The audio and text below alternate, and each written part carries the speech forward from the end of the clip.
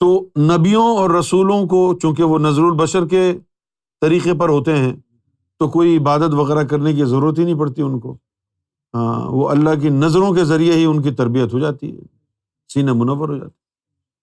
اب امام مہدی علیہ الصلوۃ والسلام کا جو طریقہ فیض ہے، اللہ نے وہی طریقہ جو خود اختیار فرمایا نبیوں کو فیض دینے کے لیے.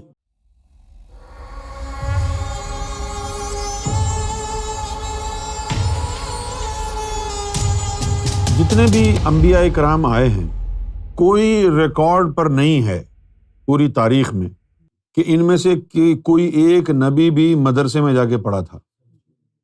ہمارے مسلمان تو کہتے ہیں نا ہمارے نبی کے بارے میں کہ وہ امی ہیں، کسی مدرسے میں جا کے پڑھے نہیں. تو جیسس کون سے یونیورسٹی سے ڈگری لے کے آئے تھے؟ موسیٰ علیہ السلام کہاں پڑھے تھے؟ انہوں نے درس نظامی کیا تھا؟ کوئی بھی نبی نہیں گیا پڑھنے کہیں بھی. کیوں جائے گا جب اللہ نے یہ کہا علم القرآن، الرحمن علم القرآن، یہ رحمان نے سکھایا ہے. بھائی جس کا استاد، جس کا ٹیچر اللہ ہو، وہ انسانوں سے کیا پڑھے گا؟ اب اگر آپ یہ کہیں جی ہمارا ٹیچر تو اللہ نہیں ہے، ہاں یہ بات ماننے کو تیار ہوں، کیونکہ اللہ تعالیٰ جو پرورش فرماتا ہے خود جبریل کے ذریعے، وہ مرسلین اور انبیاء کی فرماتا ہے. مرسلین اور انبیاء کی وہ ٹریننگ خود کرتا ہے جبریل کے ذریعے. اور پھر جو انبیاء اور رسول ہوتے ہیں ان کا پھر کام ہوتا ہے کہ وہ عام انسانوں کی تربیت کریں. تو اب یہ دو طریقے ہو گئے. ایک طریقہ تربیت اللہ کا ہو گیا جس کے ذریعے وہ رسولوں اور نبیوں کی تربیت فرماتا ہے. اس طریقے کو کہتے ہیں نظر البشر، جس میں بشر کی تربیت نظر سے ہو رہی. موسیٰ علیہ السلام عبادت کرنا کہاں جانتے تھے؟ وہ تو ان کی بیگم کو سردی لگ رہی تھی، وہ آگ لینے کے لیے کوہ طور پہ چڑھے تھے. تو اچانک جب چڑھے ہیں اوپر تو سامنے وہ جھاڑی سے آگ جل رہی تھی، تو یہ ڈر گئے، سہم گئے. تو آگ سے آواز آئی موسیٰ ڈرو مت، میں تمہارا رب ہوں. آگ لینے گئے تھے، پیغمبری مل گئی. کوئی چلہ مجاہدہ نہیں، کسی مدرسے میں نہیں گئے. ہے کوئی ثبوت کسی مدرسے میں گئے؟ کوئی عبادتیں نہیں کی. لیکن اللہ نے چن لیا. اللہ جب چن لیتا ہے تو پھر اللہ تعالیٰ جبریل کے ذریعے اس کی تربیت باطنی طور پر کراتا ہے. لیکن یہ طریقہ محدود ہے انبیاء اور مرسلین تک. نبیوں اور رسولوں کی تربیت اللہ تعالیٰ خود انیشیٹو لیتا ہے اور کراتا ہے.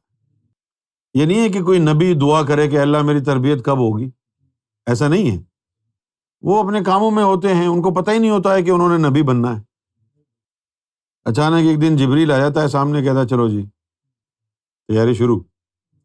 اور یہ جوانی میں ہی ان کی تربیت اللہ تعالیٰ جو ہے کرواتا ہے. 40 سال کی عمر میں انہوں نے اعلان نبوت کرنا ہوتا ہے، تو 40 سال سے پہلے ان کی تربیت ہر حال میں کرواتا ہے اللہ.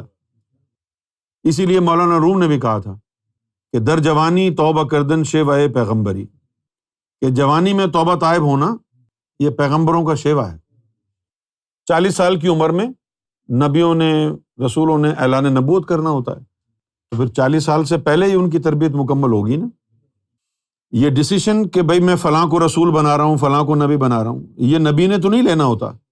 یہ ڈیسیشن تو اللہ نے لینا ہے کہ کس کو نبی بنا رہا ہے وہ. تو اب اس نے ڈیسیشن لیا ہے تو وہی تربیت بھی شروع کرے گا. تو کوئی نبی، کوئی رسول، اس کے لیے ضروری نہیں ہے کہ وہ عبادتیں پہلے سے کرتا ہو یا کوئی علم جانتا ہو. نہیں، بس جب اللہ ان کا انتخاب کر لیتا ہے، اللہ ان کو مبعوث فرمانے لگتا ہے تو پہلے سے ہی ان کی تربیت شروع کرا دیتا ہے. تو تربیت ہو جاتی ہے ان کی، پھر کہتا ہے جی اب اعلان کر دو نبوت.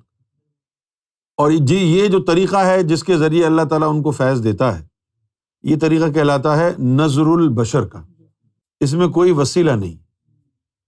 اچھا، اب جب ان کی اپوائنٹمنٹ ہو گئی، بعثت ہو گئی اس نبی یا رسول کی، تو اب انہوں نے لوگوں کو جو فیض دینا ہے تو وہ فیض جو ہے کہلاتا ہے عبد البشر. بندگی کے ذریعے، عبادت کے ذریعے۔ پھر وہ عام آدمیوں کو جو فیض دیتے ہیں تو وہ عبد البشر ہے، اس کے لیے پھر وہ دین بناتے ہیں، ایک سیٹ اپ بنا کے دیتے ہیں کہ بھئی یہ دین بنایا ہے ہم نے، کلمہ پڑھو، نمازیں پڑھو، حج کرو، زکوٰۃ دو، روزے رکھو، اور اس طریقے سے تم مومن بن جاؤ۔ یہ عبد البشر ہو گیا۔ لہٰذا آپ نے دیکھا ہوگا کہ کوئی نبی جنگل نہیں گیا، چلے نہیں کیے، مدرسے نہیں گیا، لیکن ولیوں کے بارے میں سنا ہے کہ انہوں نے چلے کیے، مجاہدے کیے، ان کے بارے میں سنا ہے۔ کیوں؟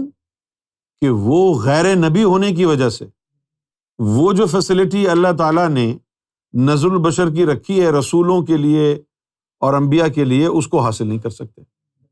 لہٰذا انہوں نے چلے کیے، مجاہدے کیے، جنگلوں میں گئے، عبادتیں کی۔ غوث اعظم نے 40 سال جنگل میں گزار دیے، بابا فرید 36 سال تک جنگل میں تپسیا کرتے رہے، 36 سال تک، 36 ایئرس، لمبے لمبے عرصے انہوں نے لگا دیے۔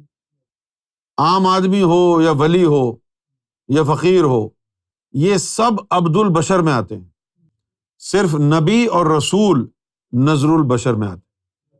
تو نبیوں اور رسولوں کو چونکہ وہ نذر البشر کے طریقے پر ہوتے ہیں تو کوئی عبادت وغیرہ کرنے کی ضرورت ہی نہیں پڑتی ان کو، وہ اللہ کی نظروں کے ذریعے ہی ان کی تربیت ہو جاتی ہے، سینہ منور ہو جاتا ہے۔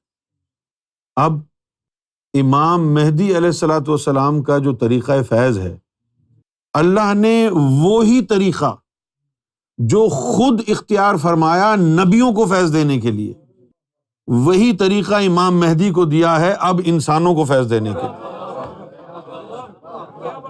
نذر البشر والا۔ جس طریقے پر پہلے اللہ تربیت فرمایا کرتا تھا نبیوں کی، رسولوں کی، جس میں کوئی ان کو مشقت نہیں کرنی پڑتی تھی، نظروں سے ہی مراتب مل جاتے، وہ نذر البشر کا جو طریقہ ہے یا تو اللہ سے ثابت ہے یا اب امام مہدی سے ثابت ہے؟ اب آپ بتائیے۔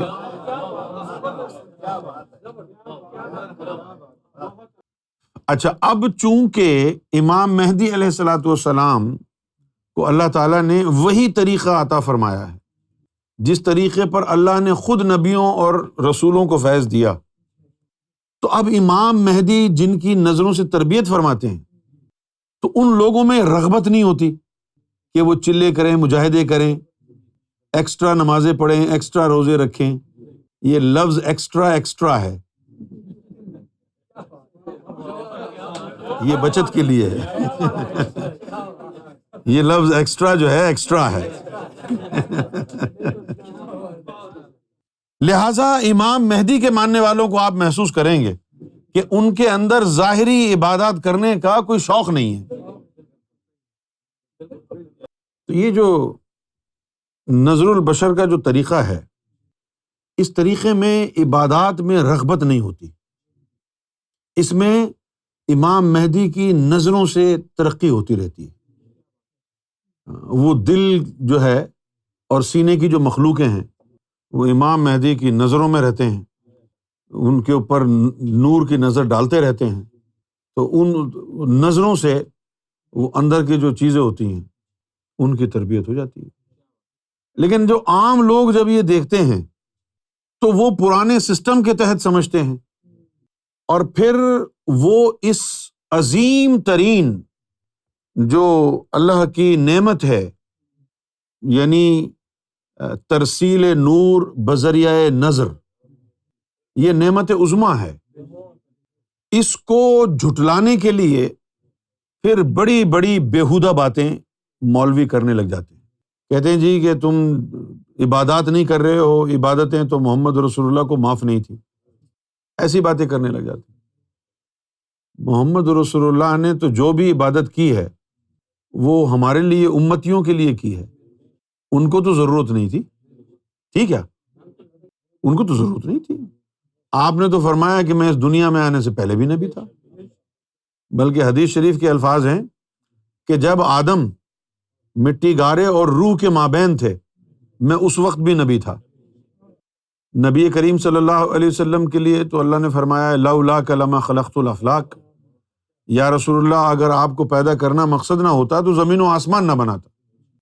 تو ان کے لیے پھر ایسی باتیں کرنے لگ جاتے ہیں کہ نماز تو ان کو معاف نہیں تھی۔ لیکن ہمیں یہ سمجھنا ہوگا کہ امام مہدی علیہ الصلاۃ والسلام کا جو طریقہ فیض ہے وہ نظر البشر ہے، اس میں ترقی نظروں سے ہوتی ہے۔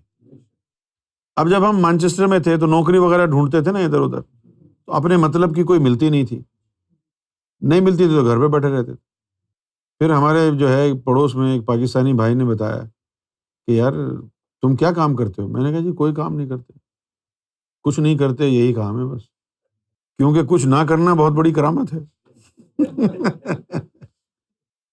تو اس پر میں بار بار پریشان ہوتا تھا کہ دیکھو یار کوئی کام دھندا نہیں کر رہے ہیں لیکن سروائیو کر رہے ہیں۔ پاکستان میں لوگوں کو بتاتے تھے ہم کہ یار چکر لگاتا تھا نا پاکستان، سرکار سے ملنے جا رہے ہیں، لوگ پوچھتے تھے بھائی بہت بڑی جاب کر رہا ہوگا، بڑا بزنس ہوگا تمہارا، نہیں کوئی بزنس، تو پریشان ہوتے تھے، کہتے نہیں کام دھندا نہیں کرتے تو پھر اتنے چکر کیسے لگ رہے ہیں۔ یہی چیز یہاں پر لوگوں کو سمجھ میں نہیں آ رہی کہ نہ تم اتنی کوئی نمازیں پڑھ رہے ہو، نہ کوئی حج کر رہے ہو، نہ تم روزے رکھ رہے ہو، تو پھر کہہ رہے ہو میرا ایمان یہ ہو گیا، میرا ایمان وہ ہو گیا۔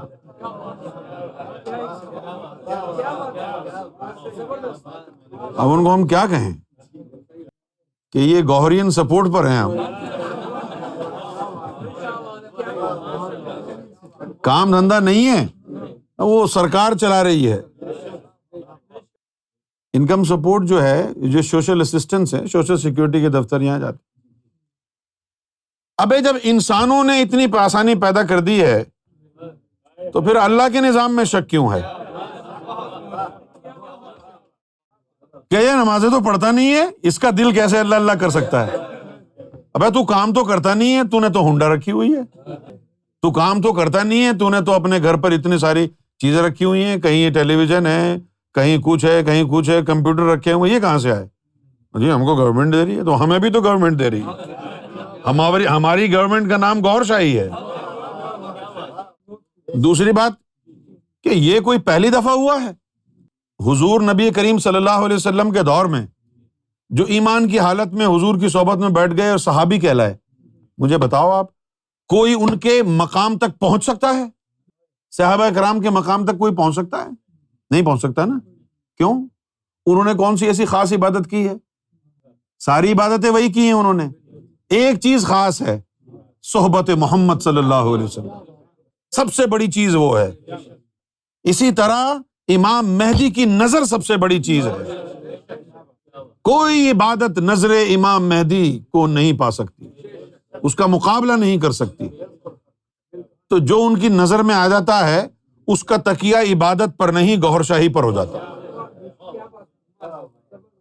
ہاں، جس کو سرکار کی نظروں سے نور مل رہا ہے۔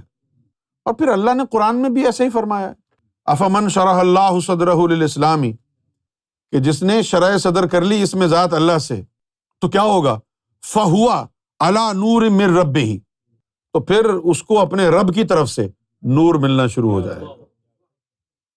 تو یہاں رب سے مراد اللہ نہیں ہے، رب سے مراد مرشد ہے۔ فہو علی نور من ربہ، نور ملنا جو ہے شروع ہے۔